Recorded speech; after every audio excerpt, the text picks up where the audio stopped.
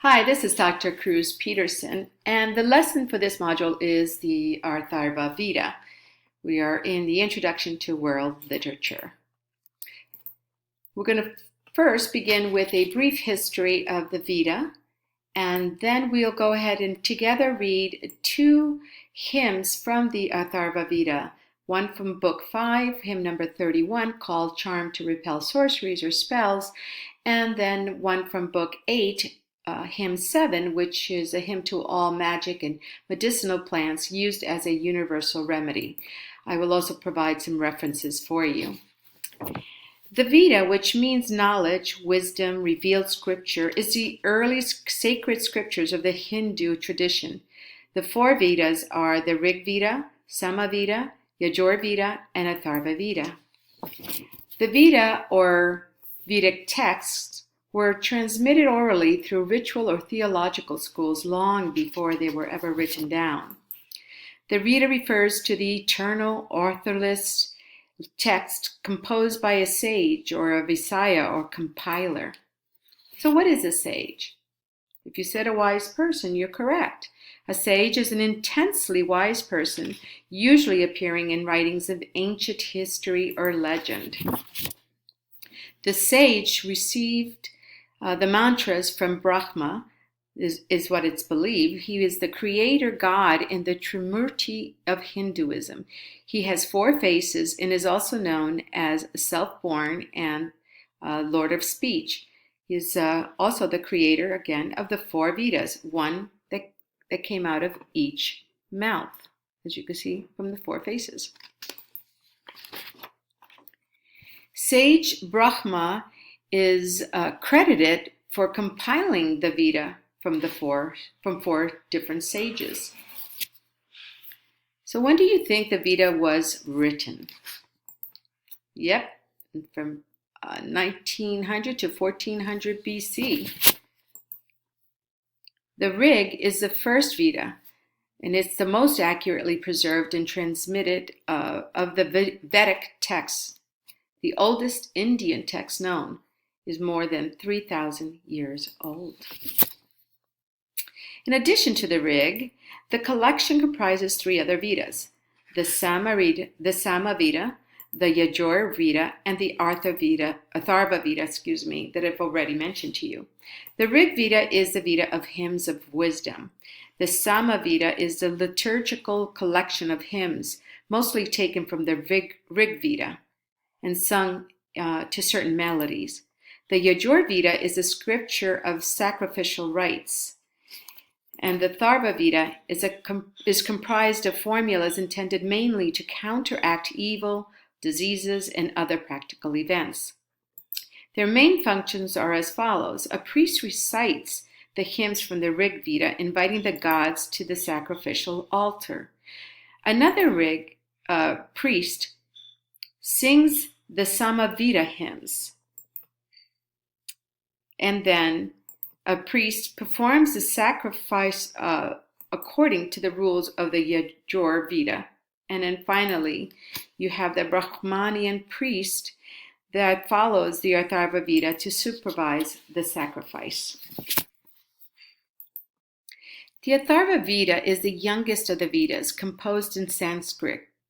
It was written around 1000 BC, around the Iron Age, and the collection of 730 hymns is divided into 20 books known as Veda of Magical Formulas. Atharva means that which is unwavering, unchanging, but on a more spiritual level, Atharva Veda is thought to expound on universal truths of the oneness of the universe, the way to live in communion with it, and to merge with the Supreme. Unfortunately, it was not preserved in its entirety, hence, many interpretations have emerged. We will only be looking at two of the surviving hymns.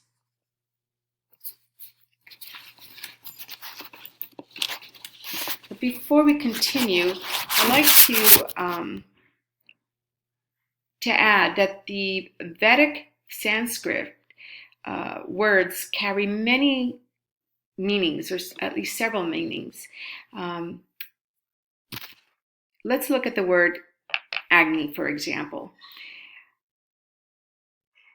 according to the Vedic scholar Uttara Nerurkar, Agni because can mean fire, because fire is placed first in the five inert impermanent constituents. It is called, for that reason, it is called Agni. And I quote, because God appears first in the universe, he's called Agni. Because a king is first among his people, he may also be called Agni. And similarly, a leader could be called Agni. End of quote. Professor Nerurkar does not find any of the English translations credible due to the complexity of the Vedic Sanskrit. But unfortunately, I cannot find a more acceptable source in English, so we're forced to use the translations that I had given to you here and that are uploaded on Canvas. My goal, however, is to introduce you to a text that is considered one of the oldest writings in the world and is filled with such knowledge that forms the basis of human endeavor. For that reason, it is incredibly important to our understanding of the human condition and experience, and why I'm using this particular translation for you, even though some scholars still do not believe it's a very good translation. I encourage you, though, to visit the sites posted on Canvas for more information if you wish to delve into this rich and complex collection of literature.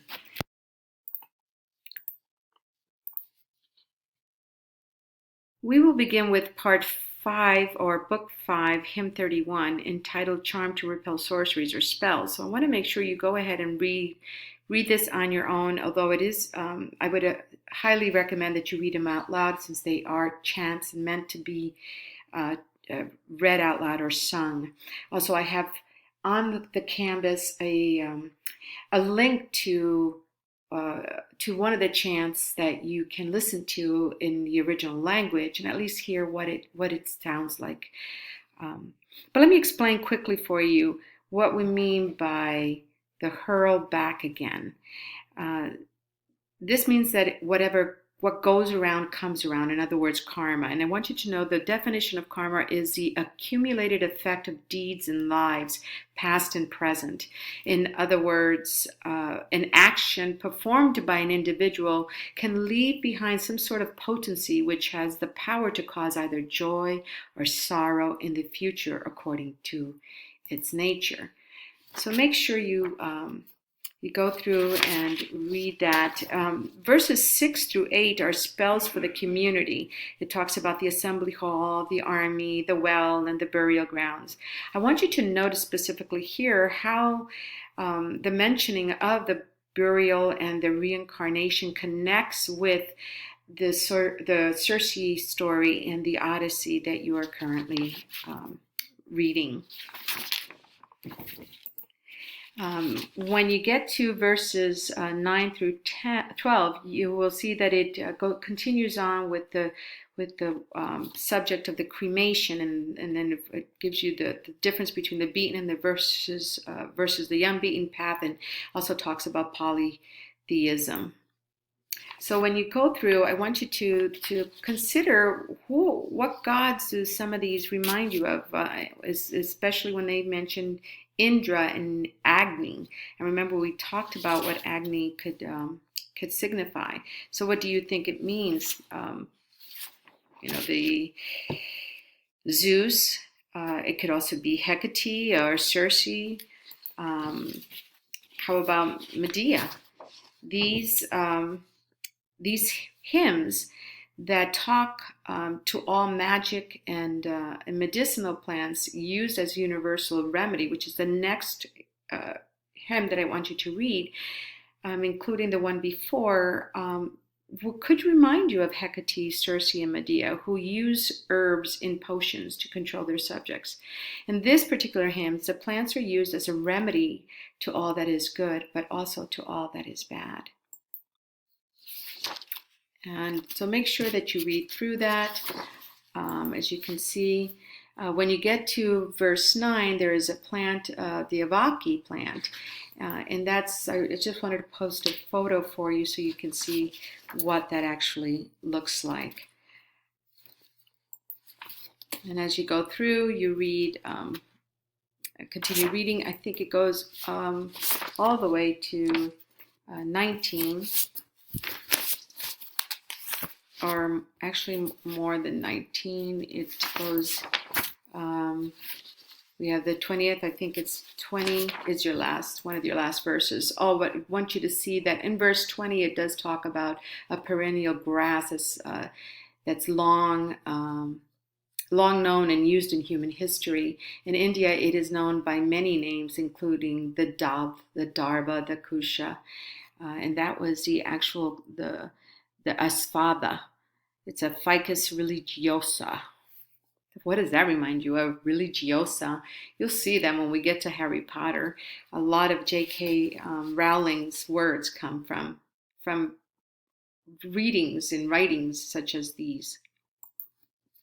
And here again, you can see a photo of it out there. Oh, so I guess it does go on. There are more to it. It goes up to 28, but then that's it. It's really not that long. And you'll get then to the end where you'll see this Yama, which is the Hindu lord of death, who at this point is riding on a buffalo. And in the Vedas, Yama is said to have been the first mortal who died. By virtue of precedence, he became the ruler of the departed and so-called Lord of Death. So these are the references I used. Again, I'll put these on Canvas, and I'll also have for you a couple of sites to cite with right here where the professor Uttara Nerurkar kind of gives a more in-depth explanation about the Vedas than I did, and then also one where you could hear the chanting. Well, enjoy. Make sure you read them. They really do not take long, and read them out loud. Thank you.